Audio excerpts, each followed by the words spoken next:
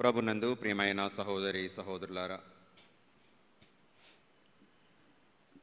ఇది పాస్కా కాలంలో 6వ ఆదివారం.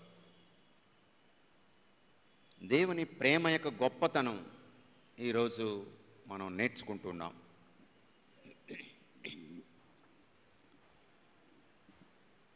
ప్రతి ప్రాణి ప్రేమతో నింపబడింది. ప్రతి ప్రాణి ప్రేమ వలన జీవం పోసుకుంటుంది ఈ లోకంలో. దేవుడు ప్రతి ప్రాణిని తన ప్రేమతో నింపి జీవం పోస్తూ మనుగడలోనికి తీసుకొని వస్తూ ఉన్నాడు. మరి ప్రేమ ఒక్కటే నిలిచేది, శ్రేష్టమైనది ప్రేమ ఒక్కటే. పునీత పౌలుడు 1 కొరింథీయులు 13వ అధ్యాయంలో చెప్తూ ఉన్నాడు, ప్రేమ ఒక్కటే నిలుస్తుంది చివరి వరకు, అన్నీ గతించిపోతాయి. మనం చూద్దాం తర్వాత. మరి ప్రేమ తత్వమే ప్రపంచాన్ని నడిపిస్తుంది. ఆ ప్రేమ వలనే జీవం పుడుతుంది. ఆ ప్రేమ వలనే మనం త్యాగం చేస్తున్నాం. ఆ ప్రేమే కానీ లేకపోయినట్లయితే మనలో ఎవరిని మనం పట్టించుకోం. అయితే ఆ ప్రేమతత్వం ఎవరి పట్ల ఉంటుంది? నన్ను నేను ప్రేమించుకుంటున్నాను కాబట్టి నేను బెస్ట్ థింగ్స్ అన్నిట్లోనూ మంచిది అంతెందుకు, పిల్లలందరికీ పిలిచి ఇదిగో స్వీట్స్ పంచుతున్నాం అనుకోండి. స్వీట్స్ ఏం చేస్తారు? మనం ఇస్తే పర్వాలేదు, వాళ్ళు తీసుకోమంటే ఎలా చేస్తారు? ఏం చేస్తారు? మనం పిలిచి చేతిలో పెట్టేస్తే ఇంక తప్పదు, అది ఇచ్చింది తీసుకోవాలి, తప్పదు. అదే వాళ్ళు ముందు పెట్టి మిక్స్డ్ స్వీట్స్ ఉంటాయి చూడండి, మిక్స్డ్ స్వీట్స్ రకరకాలు ఉంటాయి. ఒకటి లడ్డూలు మాత్రం ఉండవు, అందులో గులాబ్ జామ్ ఉంటుంది, జాంగిరి ఉంటుంది, ఇంకే ఉంటుంది, మైసూర్ పాకు ఉంటుంది, కోవా ఉంటుంది, కలర్ఫుల్గా ఉన్న అట్రాక్టివ్గా ఉంటాయి. కొన్ని తీసుకోమంటే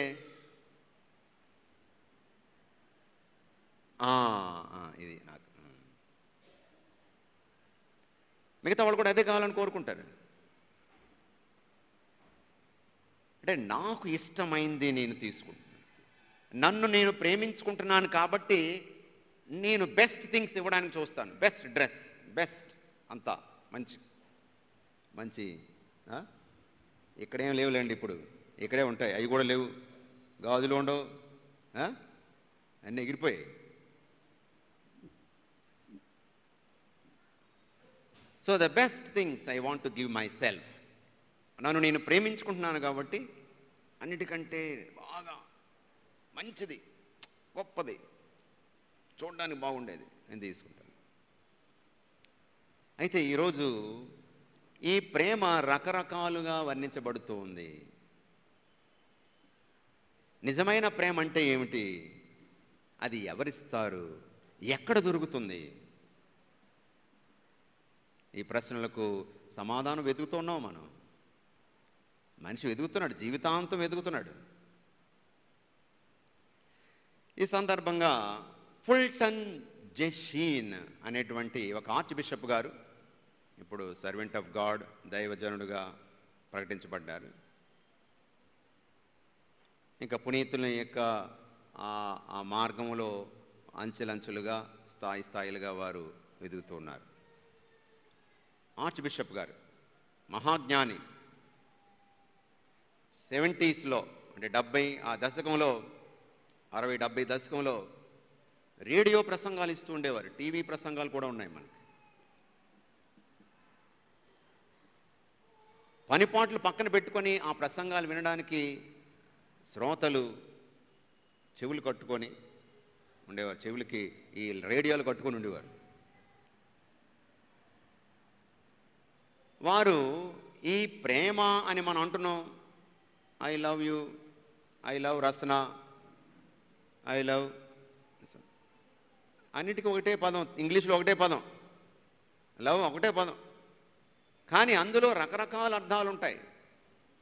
కాబట్టి గ్రీకు భాషలో ఉన్న 3 పదాలను ఈ లవ్ అనేటువంటి అర్థం వచ్చేటువంటి 3 మాటల్ని తీసుకొని చక్కగా ప్రసంగించారు. అందులో మొదటిది ఎరోస్, రెండవది ఫిలియా, మూడవది అగాపే. గ్రీకు పదాలు. ఎరోస్ అంటే అట్రాక్షన్, నా కంటికి ఇష్టమైనది, ఇంపుగా ఉన్నది. ఇది సాధారణంగా ఎరోటిక్ అంటే లైంగిక సంబంధమైనటువంటి ఆకర్షణ, ఇష్టము, అది ఒక రకం. స్పర్శకు, పంచేంద్రియాలకు ఆకర్షణ లోనవ్వడం అట్రాక్షన్, శారీరకమైనటువంటి సుఖాన్ని పొందడానికి చేసే ప్రయత్నం, అది. రెండవది ఫిలియా, అందరినీ ప్రేమించడం, పరస్పరం ప్రేమించుకోవడం, అందరినీ ప్రేమించుకోవడం. అది మనం సాధారణంగా మనం అనుభవిస్తున్నాం. తల్లిదండ్రులు, పిల్లలు, ఫిలియా, భర్త, భార్య, అందరూ కూడా, కుటుంబ సభ్యులు, ఫిలియా. ఇక మూడవది అగాపే. అగాపే అంటే ప్రాణం పెట్టే ప్రేమ. ప్రాణం పెట్టే ప్రేమ. తప్పిపోయినటువంటి గొర్రె కోసము, ముళ్ళ పొదల్లో చిక్కుకున్న గొర్రె పిల్ల కోసము ఆ కాపరి ఆ ముళ్ళల్లో చేతులు పెట్టి రక్తం కారుతున్నా, ముళ్ళు గుచ్చుకుంటున్నా సరే ధైర్యం చేసి, సాహసించి, త్యాగం చేసి, తెగించేయడం ఆ గొర్రె పిల్లను రక్షించడం కోసం. అది అగాపే ప్రేమ. అది ఒకే ఒక వ్యక్తి చూపించాడు. దాని నుండే మనము అందరం కూడా ఆదర్శంగా తీసుకుంటున్నాము. శిలువ మీద వేలాడుతున్నటువంటి ప్రభు. Praise the lord. హల్లెలూయా. ఈ రోజుల్లో రకరకాలైనటువంటి ప్రేమ కథలు, సినిమాలు, ఉదంతాలు, సంఘటనలు, పుస్తకాలు, నవలలు, వీడియోలు, సినిమాలు ప్రేమ మీద ఒక్కొక్కరు ఒక్కొక్క అర్థం ఇస్తూ అలా రచనలు చేస్తున్నారు, సినిమాలు తీస్తున్నారు. అంటే మనకు అనుకరణ, దేన్ని నువ్వు ఇష్టపడతావు, పలానా వ్యక్తిని నువ్వు ఇష్టపడతావు. క్రికెటర్ని ఇష్టపడితే అది ఏం చేస్తాడో అలా చేయడానికి ప్రయత్నం చేస్తాడు. సినిమా హీరోని ఇష్టపడితే ఫ్యాన్స్, అది ఇది. వాడు ఎటువంటి డ్రెస్ వేసుకుంటే అదే డ్రెస్ వేసుకుంటాడు. వాడు ఎలా నడిస్తే అలాగా నడుస్తాడు. వాడికి ఏ అలవాట్లు ఉంటే, విచిత్రమైనటువంటి అలవాట్లు ఉన్నా సరే అవే పాటించ, ఇమిటేషన్, అనుకరించడానికి ప్రయత్నం చేస్తుంటారు. పలానా రాజకీయ నాయకుడు ఎలా చేస్తే అలాగే చేయడానికి ప్రయత్నం చేస్తారు. కానీ ఈ ప్రేమతత్వానికి ఎవరైనా ఉన్నారా? ప్రాణం పెట్టేంత ప్రేమ కలిగిన వాళ్ళు ఎవరైనా ఉన్నారా? మనకు ఆదర్శం ఎలా ఉండాలి, ప్రేమించడం అంటే ఇది అని చూపించే వాళ్ళు ఎవరు ఉన్నారా? ఒకే ఒక వ్యక్తి, శిలువ మీద వేలాడుతున్నటువంటి ప్రభువు మాత్రమే. Who is the model of love? ఎవరిని చూసి మనం నేర్చుకోవాలి ప్రేమించడం అంటే? ప్రభువుని చూసి నేర్చుకోవాలి. సమస్తాన్ని విడిచిపెట్టి ఖాళీ చేసుకొని మనిషిగా ఈ లోకానికి వచ్చినటువంటి ప్రభువు, దేవుడు లోకమును ఎంతో ప్రేమించి తన ఏకైక కుమారుని లోకానికి పంపించాడు. తనను విశ్వసించి ప్రతి వాడు నాశనము చెందక నిత్య జీవం పొందాలని అతని కోరిక. మనము దేవుణ్ణి ప్రేమించామని కాదు, దేవుడే ముందడుగు వేసి మనల్ని ప్రేమించాడు కాబట్టి తన కుమారుణ్ణి పంపించాడు. మనెవరం కూడా ఈ ప్రాణం పోయమని, ఈ జీవం పోయమని, పలానా వాళ్ళ కుటుంబంలో పుట్టాలి, పలానా నా తల్లిదండ్రులు అవ్వాలి, నా కుటుంబ సభ్యులు అవ్వాలి, నా అక్క చెల్లెళ్ళు అవ్వాలి, మనం ఎవరో కూడా అప్లికేషన్ పెట్టుకోలేదు దేవునికి. దేవుడే తన ప్రణాళిక ప్రకారంగా మనకు ఈ జీవాన్ని, రూపాన్ని, ఈ తల్లిదండ్రులను, ఈ ప్రేమించే కుటుంబ సభ్యులను పలానా కుటుంబంలో పుట్టాలని ఆ ప్రభు నిర్ణయించి ఈ జీవం పోసాడు. అతని ప్రేమ విశ్వజనీనమైనటువంటి ప్రేమ, తారతమ్యాలు లేని ప్రేమ. మన ప్రేమ లాంటిది. నాకు ఇష్టమైన వారిని దగ్గర పెట్టుకుంటాను, నన్ను ద్వేషించే వారిని ఇష్టం లేని వారిని దూరం పెట్టుకుంటాను. అతని సూర్యప్రకాశం అందరి మీద ఒకేలా ఉంటుంది, వర్షం ఒకే విధంగా కురుస్తుంది. విశ్వజనీనమైనటువంటి ప్రేమ. ఆ కోణంలో ఈరోజు మొదటి పట్టణాన్ని మనం చూడాలి. దేవుడు అందరికీ దేవుడే, దేవుడు అందరికీ తండ్రే, కొంతమందికి మాత్రమే కాదు. ఈ పాత నిబంధన అంతా కూడా యూదుల కోసము మెస్సయ్య వస్తాడు అనేటువంటి ప్రవచనాలు ఉన్నాయి. యేసు వచ్చినప్పుడు కూడా అందరూ అనుకున్నారు యూదుల కోసమే, మా రక్షకుడు, మాకే మెస్సయ్య అని అనుకున్నారు. కానీ ప్రభువు ఆ అంచనాలను, ఆ ఆలోచనలను తారుమారు చేసి దానికి అతీతంగా వెళ్ళిపోయాడు. తూర్పు పడమరల ఉత్తర దక్షిణాల నుండి మీకంటే ముందు అనేక మంది వస్తారు, అన్యులు సైతము అంగీకరిస్తారు. నాకు అందరూ కావాలి, కొంతమందే కాదు. మరి శిష్యులు కూడా ఇదే భావాలతో ఉన్నారు. యేసు కొంతమంది కోసమే, యూదుల కోసమే వచ్చాడు అనుకున్నాడు. పేతురు, ఈనాటి మొదటి పట్టణంలో మనం చూస్తున్నాం, పేతురు చెప్తున్నటువంటి మాటలు. అపోస్తుల కార్యాలు 10వ అధ్యాయం. ప్రసంగానికి ముందు జరిగినటువంటి సంఘటన, కొర్నేలైనటువంటి ఒక అన్యుడు ఇటాలియన్ పటాలానికి శతాధిపతి, రోమను పటాలము అంటే సైనికులు, 100 మంది సైనికులకి అధిపతి ఒక ఆయన ఉన్నాడు. అతడు యూదుడు కాదు, అన్యుడు. అతనికి ఆత్మ ప్రేరణ చేత ఇదిగో నడిపించబడుతున్నాడు. సీమోను పిలవమని, కబురు పంపించమని, అదిగో ఇప్పుడు నీవు కొందరు మనుషులను యొప్పా నగరమును పంపి పేతురు అను మారు పేరు గల సీమోను పిలిపించుము అని చెప్పినప్పుడు ఈ సంఘటన జరుగుతుంది. ఈలోపు పేతురు ఒక దర్శనం కలిగింది. ఆకాశంలో ఒక దుప్పటి దిగొచ్చింది. ఆ దుప్పట్లో రకరకాల పక్షులు, ప్రాణులు ఉన్నాయి. పేతురు ఆకలితో ఉన్నాడు. ఆ స్వరం చెప్తుంది, ఇదిగో ఆ ప్రాణులను చంపి తిను అన్నది. ప్రభువా, వాటిని ఎలా ముట్టుకుంటాను? అశుద్ధమైనవి, నేను ముట్టుకోకూడదు. నిషిద్ధమైనవి, నేను తాకూడదన్నాడు. దేవుడు చేసినది అన్నీ కూడా పవిత్రమైనవే, పరిశుద్ధమైనవే. అశుద్ధము, నిషిద్ధము అన్నది లేదు. అలా అనుకుంటే అసలు సృష్టించకపోను. ఒక్కొక్క ప్రాణికి ఒక్కొక్క నిర్దిష్టమైనటువంటి ఉద్దేశంతో సృష్టించాడు. కాబట్టి నేను అశుద్ధము, ముట్టుకోకూడదు, తాకకూడదని అనకు అని చెప్పిన తర్వాత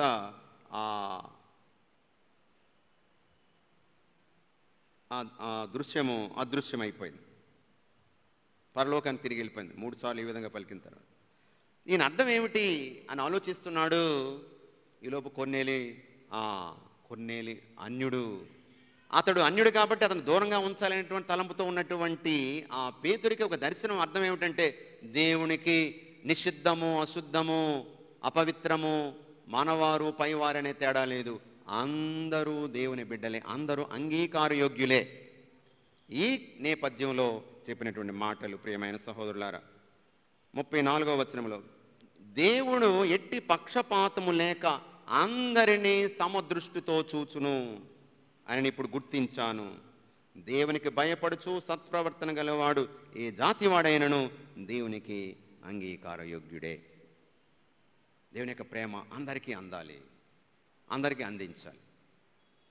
ఇది అందుకోసమే యేసు ప్రభువు ఈ లోకానికి వచ్చాడు, సిలువలో మరణించాడు. మరి ఈ ప్రేమతత్వం గురించి ప్రభు చెబుతున్నాడు. తన స్నేహితుని కొరకు తన ప్రాణమును దారబోయేవాని కంటే ఎక్కువ ప్రేమ గలవాడు ఎవడూ లేడు. యేసు ఒక్కడే ఉన్నాడు. తన కోసం చేసుకోవడం కాదు, ఇతరుల కోసం ప్రాణమే దారబోసాడు. మరి ఇటువంటి ప్రేమతత్వం గురించి పౌలుడు చెప్తున్నాడు 1 కొరింథీయులు 13వ అధ్యాయంలో. ప్రియ సహోదరులారా, ఒకే ఒక్కటి నిలుస్తుంది చివరి వరకు. నీ జ్ఞానము, నీ శక్తి సామర్థ్యాలు, నీ అందచందాలు, నీ పేరు ప్రతిష్టలు, నీ డిగ్రీలు, నీ డాక్టరేట్లు, నీ ఏది మిగలదు చివరికి. ప్రేమ ఒక్కటే నిలబడుతుంది. ప్రేమించే వాళ్ళు ఒక్కడే నిలబడతారు, ఇంకెవ్వరూ నిలబడరు. ప్రాణం పోతుంటే ఎవరు నిలబడ్డారు అక్కడ? ఎవరున్నారు సిలువ దగ్గర? ప్రేమించిన వాళ్ళే నిలబడ్డారు. నీకోసం ప్రాణం పెట్టేస్తానని చెప్పినటువంటి పేతురు కనిపించలేదు, పారిపోయాడు. ప్రభువా, నీకు చాలామంది నీ పేరు మీద అద్భుతాలు చేస్తున్నారు, ఏంటి అగ్ని గంధకం కురిపించి నాశనం చేసేయమంటారా? వీరాభిమానం చూపించాడు యాకోబు. తన సోదరుడు యోహాను కూడా, యోహాను ప్రేమతత్వంగా నిండినవాడు కూడా నిలబడ్డాడు. మిగిలిన వాళ్ళందరూ కూడా ఒక్కరూ లేరు, అందరూ పారిపోయారు, తలుపులు వేసుకున్నారు, మూసుకున్నారు. భయం చేత. భయం ఉన్న చోట ప్రేమ ఉండదు, ప్రేమ ఉన్న చోట భయం ఉండదు. ప్రేమైన సహోదరులారా, ప్రేమించిన వాళ్ళు మాత్రమే ప్రాణాలు కొడ్డి నిలబడ్డారు, ఎదిరించి నిలబడ్డారు. ప్రేమించే వాళ్ళని నిలబడతారు. మనం బతికుండగా, బాగా బతికినప్పుడు మనతో ఉన్నవాళ్ళు ఎవరు ఉండరు. ప్రేమించిన వాళ్ళే నిలబడతారు. కష్టములో నిలబడతారు, కన్నీటిలో నిలబడతారు. మిగిలిన వాళ్ళు ఎవరో నిలబడరు. చూడండి, ఇప్పుడు చూడండి పరిస్థితి. చాలామంది ధనవంతులు, గొప్ప డబ్బున్న వాళ్ళు ఈ ముసలి ప్రాయంలో కదలేని స్థితిలో ఎవరు పట్టించుకోవట్లేదు. ఒకప్పుడు పెద్ద పెద్ద డిగ్రీలు సంపాదించిన వాళ్ళు ఏమి కూడా మతిమరుపు, అదేం నిలబడదు. మహాజ్ఞానులైన వాళ్ళందరూ కూడా వయసు మళ్ళీ కొలిది ఆ జ్ఞానం అంతా ఆవిరైపోతుంది, మతిమరుపు వచ్చేస్తుంది, మిగలదు, పోతుంది. నీ అందము, నీ చందము, నీ శక్తి, నీ సామర్థ్యము వయసు పైబడే కొద్ది దిగిపోతుంది, ఆరిపోతుంది, ఆవిరైపోతుంది. ప్రేమ మాత్రమే నిలబడుతుంది. ప్రేమించే వాళ్ళే నిలబడతారు. ఇది నిజం, ఇదే నిజం. మరి ఎటువంటి ప్రేమ? సహనము కలిగినటువంటి ప్రేమ. సహనం చాలా కష్టం. నేను అనుకున్నట్టుగానే జరగాలి, నేను ఇంటికి యజమాన్ని, నేను చెప్తాను మీరందరూ చెయ్యండి. అవదు. భర్త చెప్పినట్లు భార్య వినకపోవచ్చు, భార్య ఇష్టం, భార్యకు నచ్చినట్లుగా భర్త ఉండలేకపోవచ్చు, భర్తకు నచ్చినట్లుగా భార్య ఉండలేకపోవచ్చు. కనీసం కొన్ని విషయాలను సరే తన స్వతంత్రం ఉంది, నా ఇష్టం, మరి నా ఇష్టం నేను నెరవేర్చుకోవాలి కదా. అన్నీ నీవు చెప్పినట్లు చేస్తే నా స్వతంత్రం ఏముంది ఇక్కడ? అప్పుడప్పుడు నేను చెప్పినట్లు చేయాలి. పిల్లలు తల్లిదండ్రులు చెప్పినట్లు చేయాలండి. వాళ్ళంతా పాత మనుషులు, వాళ్ళంతా పాత తరం, ఎన్నెన్ని మార్పులు జరుగుతున్నాయి. వాళ్ళు చెప్పిన మాట నేనెందుకు వినాలి? స్వతంత్రం. ఆడపిల్లలకు స్వతంత్రం, అన్నిట్లోనూ సమానం, స్వతంత్రం. వాళ్ళు చెప్పిన మాట. ఓర్పు, సహనము. అందరూ కూడా నేను అనుకున్నట్లుగానే జరగాలనుకుంటారు. ఒక్క మెట్టు దిగడం చాలా కష్టం, చాలా కష్టం. నేను అనుకున్నట్లుగా ఎంత దిగిపో ఒక్క మెట్టు దిగానంటే అవమానంగా భావిస్తుంటారు. కానీ ఓడిపోవడం కాదు, అది గెలవడమే. మన బలంతో గెలవడం, బలగంతో గెలవడం, సామర్థ్యాలు ఉపయోగించి అవతల వాడిని ఓడించడం కాదు. నిజమైన గెలుపు మనసులను గెలవడం, ప్రేమతో గెలవడం. అవతల వాడిని కొట్టేసి మట్టి కరిపించేసి గెలిచాను, అది నిజమైన గెలుపు కాదు. నీ గెలుపు వలన సంతోషం ఇస్తున్నావా? అవతల వాడిని కొట్టేసిన తర్వాత నువ్వు సంతోషం కూడా, అది నిజమైనది కాదు, అది గెలుపు కాదు. రక్తపాతాన్ని సృష్టించి నువ్వు గెలవడం కాదు, అది నిజమైన గెలుపే కాదు, అది ఓటమే. ఒకే ఒక మాట ఇక్కడ. ప్రేమిస్తున్నావంటే దానికి బయటికి కనిపించేది ఎంతమంది సంతోషంగా ఉన్నారు. ఒకరిని ప్రేమిస్తున్నావు అని అంటే, ఒక ఆమెను ప్రేమిస్తున్నావంటే, ఒక వ్యక్తిని ప్రేమిస్తున్నావంటే సంతోషంగా ఉన్నాడా, ఉందా లేదా, అదే రుజువు. అందుగురించి నా ఆనందం మీ యందు ఉండవలనని మీ ఆనందము పరిపూర్ణము కావాలని చెప్తున్నాను, ప్రేమించండి. ప్రేమ తత్వం ద్వారానే మనం ఆనందాన్ని ఇవ్వగలుగుతాం, సంతోషాన్ని ఇవ్వగలుగుతాం. అది లేనప్పుడు నీ ప్రేమకు ప్రశ్నార్థకం, నీ ప్రేమ ప్రశ్నార్థకమే. అంత చేస్తున్నాను, ఇంత చేస్తున్నాను, నా కుటుంబానికి నేను చాలా శ్రమ పడుతున్నాను. సరే, వాళ్ళు ఆనందంగా ఉన్నారా? నీ కుటుంబం ఆనందంగా ఉందా? నీ త్యాగం వల్ల ఏమైనా ప్రయోజనం ఉందా? నువ్వు అనుకుంటున్నావు ఎన్ని చేసేస్తున్నానని, కానీ నీ కుటుంబ సభ్యులు లేకపోతే ఎవరికైతే నువ్వు చేస్తున్నావో వాళ్ళు సంతోషంగా ఉన్నారా? అది సమాధానం. ఇక నిజమైన ప్రేమ గురించి చెబుతున్నాడు. ఇది గర్వము, అహంకారము, స్వార్థము, ఈ కోపము ఈ ప్రేమకు ఉండవు.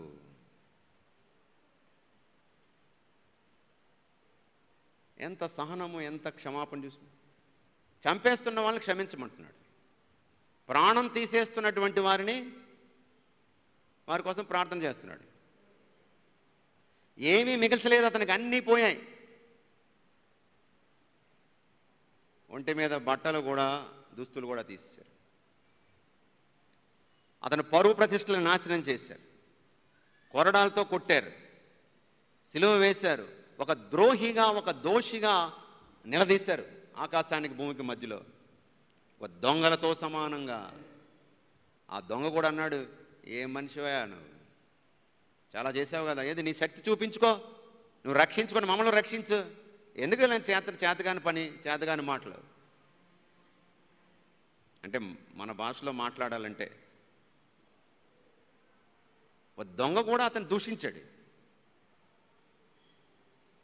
అతనికంటూ ఉన్నవి ఏమీ లేవు, అన్నీ పోయాయి. ఫిలిప్పీలకు రాసిన లేఖలో మనం చూస్తాం 2వ అధ్యాయం 6 నుంచి, సమస్తాన్ని ఖాళీ చేసుకుని ఆ పరలోక ఆ యొక్క సంపదను, ఆ యొక్క ఆ గొప్పదనాన్ని పట్టుకొని వేలాడలేదు, వదిలేశాడు. మనిషిగా ఈ లోకానికి వచ్చాడు, పేదరికాన్ని ప్రేమించాడు, పేద తల్లిదండ్రులను ఆహ్వానించాడు, వారిని తల్లిదండ్రులుగా స్వీకరించాడు. పేదలు, ఈ లోకం చేత ఎందుకు పనికిరాని వారు అనుకున్న వారిని అందరినీ ఆదరించి సేద తీర్చాడు, వారిని శిష్యులు చేసుకున్నాడు. ఈ లోకం చేత చీకొట్టబడినటువంటి సుంకరుల్ని, పాపాత్ముల్ని ఓదార్చాడు, తీసుకొచ్చాడు. గొప్పవారితో స్నేహం చేయలేదు. మనం సాధారణ చేసే పని అదే. నాకు ఎమ్మెల్యే తెలుసండి, నాకు ఎంపీ తెలుసు అంటే నేను చాలా గొప్ప అని చెప్పడం అనమాట. అతడు పేదల స్నేహితుడు, సుంకరులకు, పాపాత్ములకు స్నేహితుడు అని పేరు. ఎవరు కోరుకోరు అలాంటి వారిని స్నేహితులుగా ఉండడానికి. అతనికంటూ ఏమీ లేదు. అతని యొక్క పరువు తీసేశారు, చివరికి ప్రాణమే తీసేశారు. ఆయన క్షమించమంటున్నాడు. ఇంకంతకంటే గొప్ప ప్రేమ ఎవరు చూపించలేరు ఈ లోకంలో. మరి ఈరోజు నేను ప్రేమ దోషములను లెక్కింపదు, క్షమిస్తుంది అని. మనం ఏం చేస్తాం, పెళ్ళైన కొత్తలో అంతా బాగానే ఉంటారట, ఆ తర్వాత ప్రశ్నించడం మొదలెడతారట. ఇదే పని పెళ్ళైన కొత్తలోను కూడా చేశాడు, పెళ్ళైన కొత్తలోను కూడా చేసింది. అప్పుడు ఏం అనలేదు. ఇప్పుడు అప్పుడు అలాగ అన్నానా అన్నావు, రాసుకున్నాను పుస్తకాలు మెయింటైన్ చేస్తాడు. దోషములను లెక్కించదు, లెక్క పెట్టదు. అప్పుడు అలాగ 1, 2 మొన్న ఇది మా అమ్మగారు వచ్చినప్పుడు నువ్వేమన్నావు,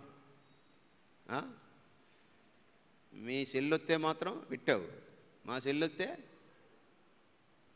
భోజనం పెట్టి పంపించావు, మీ చెల్లొత్తే చీరలు పెట్టి పంపించాడు.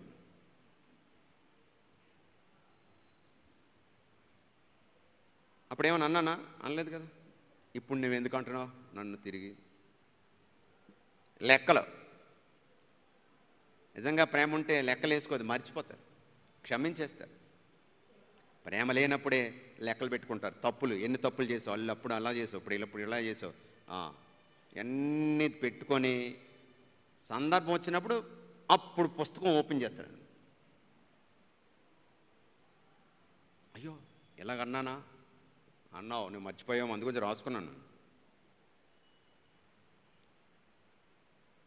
ప్రేమ క్షమిస్తుంది, లెక్కలు అకౌంట్ బుక్కులు రాసుకోదు. ప్రేమైన సహోదరులారా, ప్రేమ క్షమిస్తుంది. వారు ఏం చేస్తున్నారో వారికి తెలియదు, క్షమించండి. ప్రేమ లేనప్పుడు అది కూడా గోరంతలు కూడా కొండంతలు చేసి చూపిస్తారు, భూతద్దాల్లో చూపిస్తారు. అంత పెద్దదా ప్రేమ ఉందనుకో, ఎంత పెద్ద పొరపాటు చేసినా సరే చేసింది పర్లేదులే, ఓకే ఓకే అంటాం, పర్వాలేదులే అంటాం. ప్రేమ ఉంటే. ప్రేమ లేదనుకో, చిన్నదాన్ని కూడా చాలా పెద్దది చేసేసి సాగదీసి తెంపేసుకొని అమ్మగారింటికి పోయి.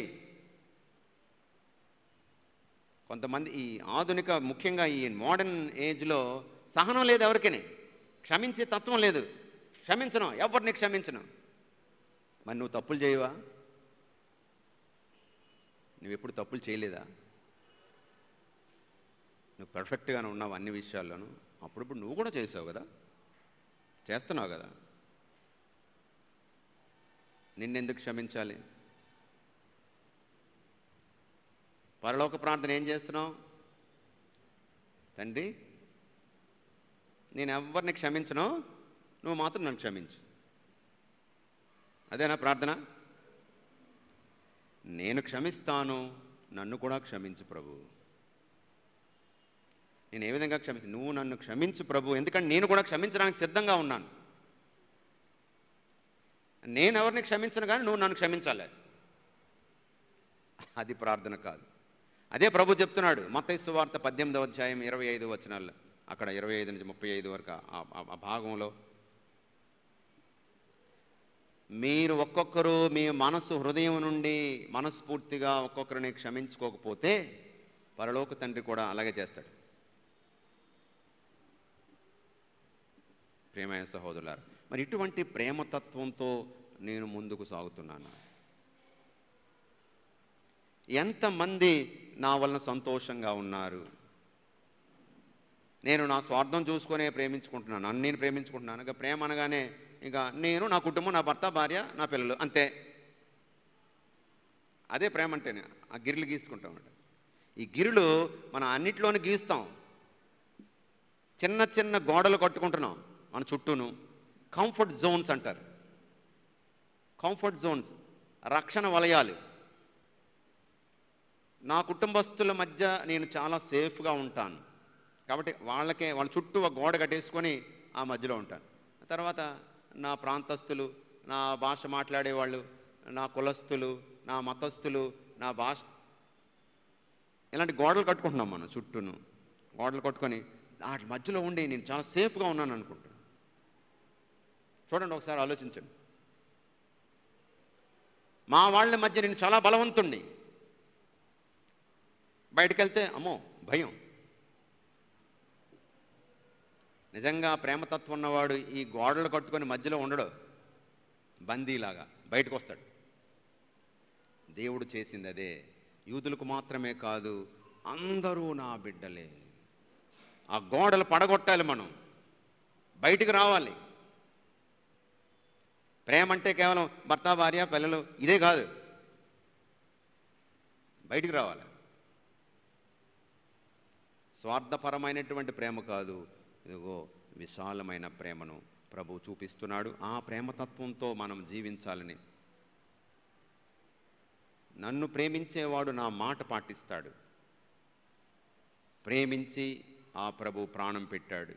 మనం కూడా ఒకరి కోసం ఒకరు ప్రేమ కలిగి జీవించాలి. అది క్రైస్తవ బిడ్డలుగా మనం చేయవలసింది. ప్రార్థన చేసుకుందాం. కృపగల దేవా, కరుణగల తండ్రి, మీ కుమారుడైన క్రీస్తుని మా కోసము త్యాగం చేశావు. మేము నిన్ను ప్రేమించామని కాదు, నీవే మమ్ము ప్రేమించి మీ కుమారుణ్ణి మా కొరకు రక్షకునిగా ప్రసాదించావు. ఆ క్రీస్తు సమస్తాన్ని విడిచిపెట్టి మా కోసం ప్రాణం పెట్టాడు.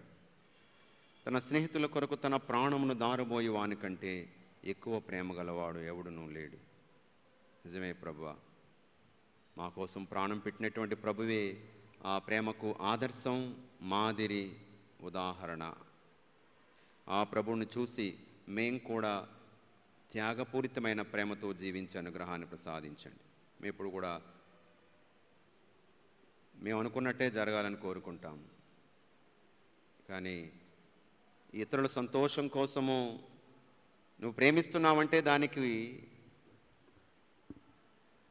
ఒక నిదర్శనం, రుజువు సంతోషంగా ఉన్నారా లేదా.